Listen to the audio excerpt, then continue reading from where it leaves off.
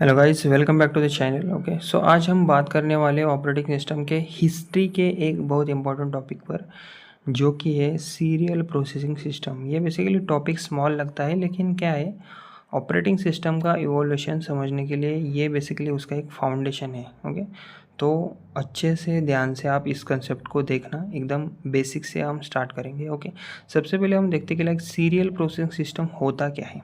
Return exams में आपसे पूछा जा सकता है। ओके, सी सबसे पहले हम इसकी डेफिनेशन देखते हैं, introduction. Okay, see basically serial processing system is the earliest type of computer processing method used before modern operating systems were developed. In this system, only one job is executed at a time.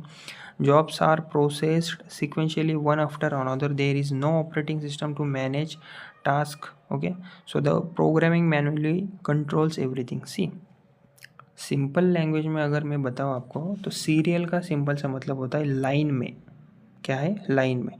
Processing का मतलब होता है execution of job. तो basically serial processing system का मतलब हुआ system जहाँ एक टाइम पर सिर्फ एक ही जॉब एग्जीक्यूट करता है, और नेक्स्ट जॉब तब तक स्टार्ट नहीं होता जब तक प्रीवियस जॉब कंप्लीट ना हो। यहाँ पे मल्टीटास्किंग नहीं होती, किसमें? सीरियल प्रोसेसिंग सिस्टम में। ऑटोमेटिक शेड्यूलिंग नहीं होती, ऑपरेटिंग सिस्टम नहीं होता, तो सब कुछ मैन्युअली होता था। ओके, अब ये इसका हम अगर हिस्ट्री देखें, historical background. Okay, so serial processing systems were use in the 1940s and early 1950s when computers did not have operating systems. Okay, तो ये सिस्टम बेसिकली 1940s और अर्ली 1950s में यूज़ होता था। उस टाइम कंप्यूटर्स जैसे ENIAC, UNIVAC, इनमें operating systems नहीं होते थे। ओके, सो प्रोग्रामर्स को खुद प्रोग्राम लोड करना पड़ता था, रन करना पड़ता था, आउटपुट लेना पड़ता था, फिर नेक्स्ट प्रोग्राम मैन्युअली लोड करना पड़ता था। सो इमेजिन कितना ये बहुत आलसी वाला स्लो प्रोसेस हो गया। ओके, सो अगर हम देखें और एक point, how serial processing system was. Okay, so the working process was very simple. Programming rights program is loaded manually into the machine, program executes completely, output is generated. Okay, so system becomes idle. Okay, सी सबसे पहली step हो गई हमारी, क्या हो गया? Programme लिखता है। ओके, मोस्टली मशीन लैंग्वेज में। स्टेप 2 हो गई, प्रोग्राम पंच कार्ड्स या फिर मैनुअल इनपुट से लोड होता था। स्टेप 3, प्रोग्राम पूरा एग्जीक्यूट होता था। स्टेप 4, आउटपुट मिलता था। स्टेप 5, सिस्टम आइडल हो जाता था। Step 6, operator next job manually load करता था। ओके, सो बेसिकली एक पॉइंट है इसमें, CPU तब तक आइडल रहता था जब तक कि नेक्स्ट प्रोग्राम रेडी नहीं होता था, यानी कि CPU का बहुत टाइम वेस्ट होता था। इनडायरेक्टली आप ऐसा भी कह सकते हो। ओके, उसके बाद characteristics of serial processing system. पहला तो हो गया सिंगल जॉब प्रोसेसिंग।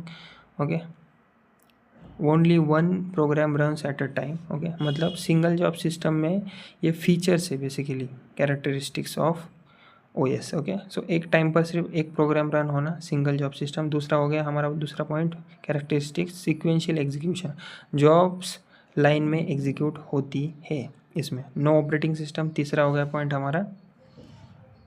तो there is no OS for scheduling, memory management और रिसोर्सेज एलोकेशन। कोई शेड्यूलर नहीं, कोई मेमोरी मैनेजमेंट नहीं, कोई डिवाइस मैनेजमेंट नहीं।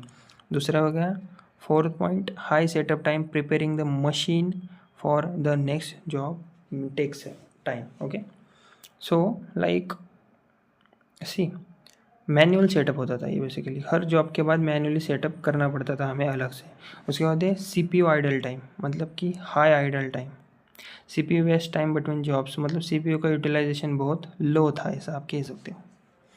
अगर हम एडवांटेजेस की बात करें, ओके, तो क्या क्या हो सकते हैं? Simple structure, easy to understand, suitable for small task. Okay, तो सिंपल सिस्टम होता है, इजी टू अंडरस्टैंड होता है, स्मॉल टास्क के लिए ये थोड़ा सा ठीक था। डिसएडवांटेजेस क्या है? ओके, सो बहुत सारे हैं। CPU आइडल टाइम ज़्यादा होता था, टाइम वेस्ट ज़्यादा होता था, no multitasking, manual errors possible, very slow था, इसी वजह से ये सिस्टम इनएफिशिएंट था। ओके, अब बात करते हैं why it was replace.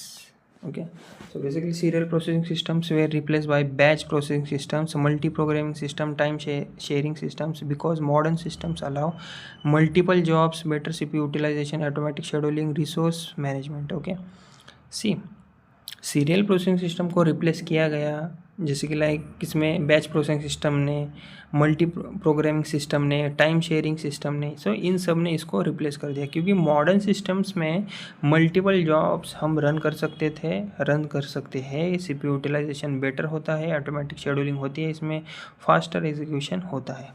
Okay, इसी वजह से इसको रिप्लेस कर दिया गया।